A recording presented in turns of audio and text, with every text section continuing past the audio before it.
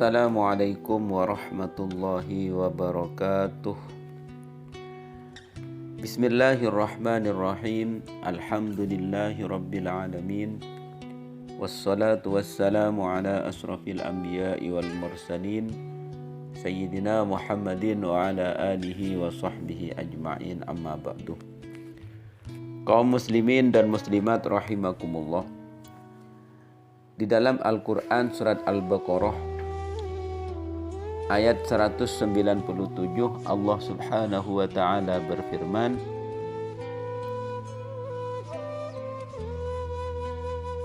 A'udzu billahi minasy syaithanir rajim. Bismillahirrahmanirrahim. Al-hajju ashhurum ma'lumat. Haji itu beberapa bulan yang diketahui. Itu arti bahasa. Penjelasan dari ayat ini, waktu untuk mengerjakan haji itu sudah ada ketetapannya, yaitu pada bulan-bulan yang sudah ditentukan dan tidak diperbolehkan pada bulan-bulan yang lain. Diriwayatkan oleh Ibnu Abbas, yang mana sudah berlaku di dalam madhab Hanafi, madhab Syafi'i, dan madhab Hambali, bahwa waktu mengerjakan haji yang disebut dengan miqat zamani, yaitu pada bulan Syawal, Dzulqa'dah sampai dengan terbitnya fajar pada malam 10 Dzulhijjah. Ketentuan-ketentuan waktu haji ini telah berlaku dari sejak Nabi Ibrahim dan Nabi Ismail. Bahkan setelah agama-agama Islam datang, ketentuan-ketentuan ini tidak diubah. Malahan diteruskan sebagai mana yang berlaku. Orang-orang yang sedang mengerjakan haji dilarang bersetubuh, mengucapkan kata-kata keji, melanggar larangan-larangan agama, berolok-olok, bermegah-megah, bertengkar, dan juga bermusuhan. Itu dilarang. Semua perhatian ditujukan untuk berbuat kebaikan semata-mata. Hati dan pikiran hanya tercurah kepada ibadah, mencari keridhaan Allah subhanahu wa ta'ala, dan selalu mengingat Allah subhanahu wa ta'ala. Apa saja kebaikan yang dikerjakan seorang muslim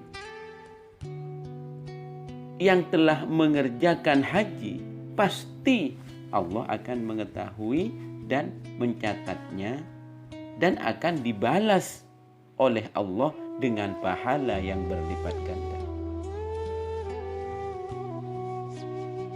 Jadi, agar ibadah haji dapat terlaksana dengan baik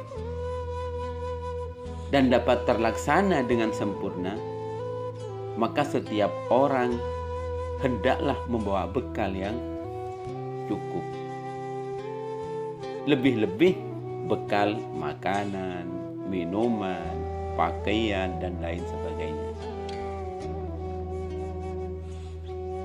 Maksudnya bekal selama perjalanan dan bekal selama mengerjakan haji di tanah suci, dan bekal untuk kembali sampai ke tempat atau ke tanah kelahiran masing-masing. Diriwayatkan oleh Imam Al-Bukhari, Abu Daud, dan Imam An-Nasai bahwa Imam Ibnu Abbas, beliau mengatakan ada di antara penduduk Yaman, bila mereka pergi naik haji tidak membawa bekal. Maksudnya tidak membawa bekal yang cukup. Mereka cukup bertawakal saja kepada Allah Subhanahu wa Ta'ala. Setelah mereka sampai di tanah suci, mereka akhirnya meminta-minta karena kehabisan bekal. Maka bekal yang paling baik ialah bertakwa yang pertama, dan hendaklah membawa bekal yang cukup sehingga tidak sampai meminta-minta dan hidupnya tidak terlunta-lunta di tanah suci. Makanya itu dikemas oleh pemerintah,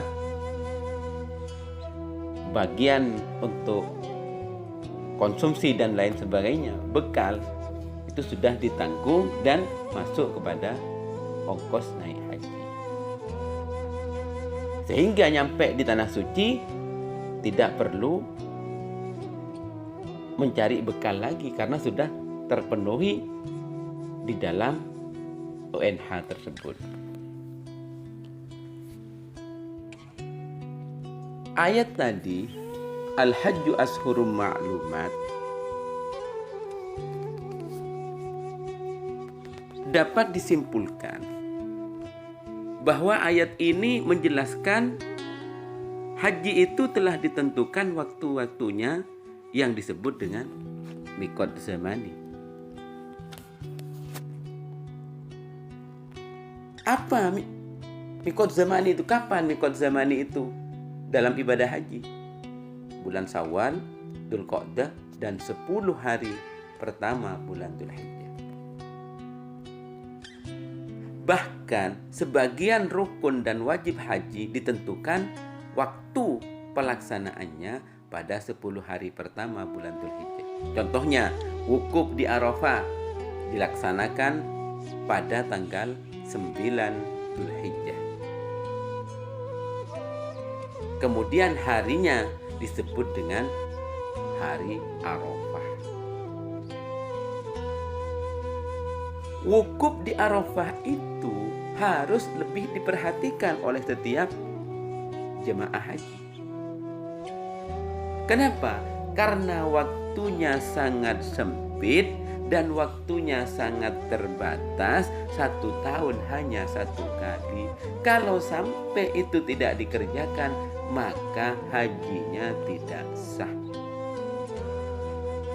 Waktunya itu mulai dari tergelincirnya matahari pada hari Arafah sampai terbit fajar tanggal 10 Dzulhijjah, atau dikenalnya dengan malam Idul Adha setelah terbitnya fajar. Di hari Arafah, kaum muslimin disunnahkan puasa bagi yang tidak melaksanakan wukuf di Arafah.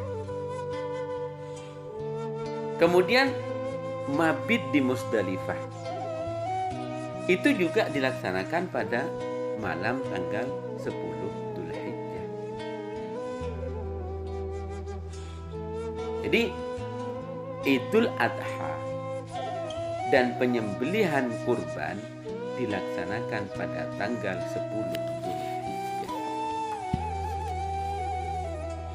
Maka dari itu perlu kita memperhatikan.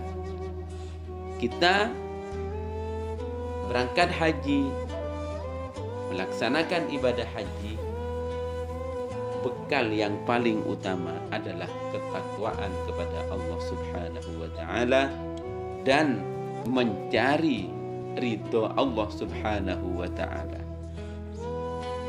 agar hajinya, umrohnya, hajinya menjadi haji yang mabrur, umrohnya menjadi umroh yang makbul.